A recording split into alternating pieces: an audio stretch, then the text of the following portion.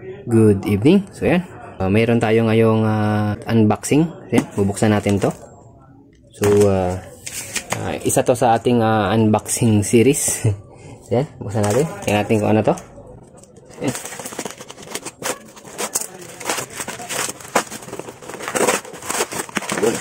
So yan, kita na natin.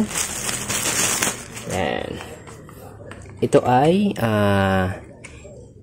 air impact yung di hangin. So ito, tingnan natin to. Dito ito nakalagay, dito to nakalagay. So yan. So ang tanong na naman, bakit tayo bumili nito? So ang rason ko bakit bumili tayo nito ay dahil may mga bolt na tayo or tinatanggal na hindi na kayang tanggalin itong air impact wrench natin. So yan. Baka nagkamali ako nila sa video. Air impact wrench. So yan. So yan. Bakit ito ang binili natin? So malaki to. Ito mas maliit yung bagong bili natin. Pero bakit mas malakas to? Kasi yung mga ganitong traditional na air impact wrench kasi, pneumatic impact wrench, is single impact lang siya. Yung anvil niya, isa lang yung pumupukpok. Kaya kahit gaano kalaki to, mas malakas pa rin tong bagong bili natin. Kasi twin hammer na to. Twin hammer. Na bale, dalawang hammer na nag-uumpugan dito sa impact niya. So yan. Walang duda na ito ay mas malakas talaga dito. Kahit wag na natin sukatin, talagang mas malakas to. So yan, magkano ang bili natin ito? 3.5 or 3.4 ata yung bili ko nito. So ilagay ko na lang sa link. So yan. Bakit bumili pa tayo ng ganito? Kasi yun na nga, mas malakas siya kaysa dito. At saka may mga bolt talaga na hindi kaya ng cordless impact wrench. So yan.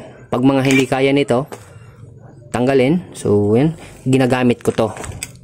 Pero sa kasamaan palad, may mga bolt talaga na kahit ito hindi rin kaya, lalo na yung mga flywheel ng mga marine engine. So tsaka yung mga bolt ng makina na malalaki. So yan, kaya bumili tayo nitong twin impact wrench. Twin impact air impact wrench. So yan, ilagay na natin yung yung itong ano niya, adapter para matesting natin. So hindi ko nasusukatin kung gaano to kalakas kasi sa description pa lang ito, twin hammer, siguradong napakalakas nito. Pero meron naman siya nakalagay dito up to 680 Newton meter yung ano nito. Alam ko hindi niya yan maabot, pero malapit diyan, malapit diyan. Samantala, ang nakasulat naman dito sa product description nito, sa ganitong mga impact wrench, mga nasa, hindi nga umaabot ng 300 Newton meter yung ganito. Nung sinukat ko nga to dati, yung higpit nito is 80 foot-pound lang yung kayang higpit ng ganitong mga cordless. So, ito naman, sinukat ko to dati, umabot to ng 120 Newton meter.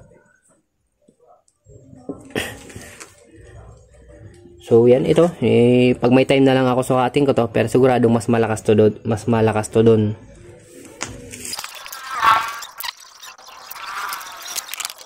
Ano natin ang oil? Kasi sigurado dry na dry nito yung loob.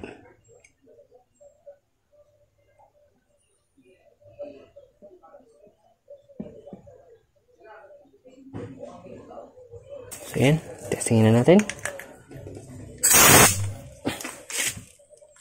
So yan, forward and reverse, meron siyang setting na 1, 2, 3 para hindi natin ma-overtight yung mga maliliit na bolt. So yan, forward and reverse.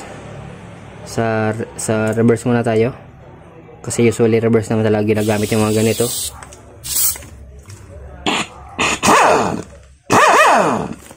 So yan, number 1 pa lang siya. Number 1 pa lang. So number 2. So, number 3. So, yan. Napakalakas niya. Subukan natin dito sa lagnat ng motor. So yan, wait lang.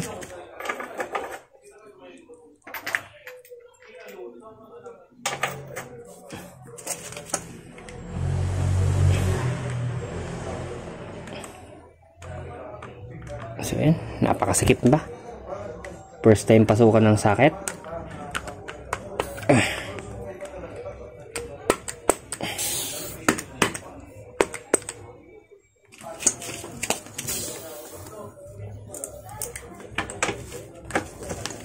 So yan, try natin. Yun, kita nyo, ang bilis niya matanggal.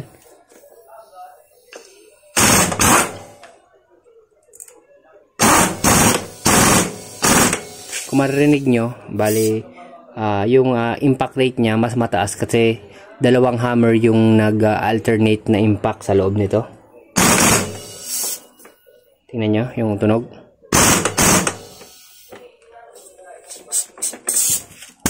Which is kumpara dito sa dati or dito sa single impact, pakinggan nyo yung higpit nya.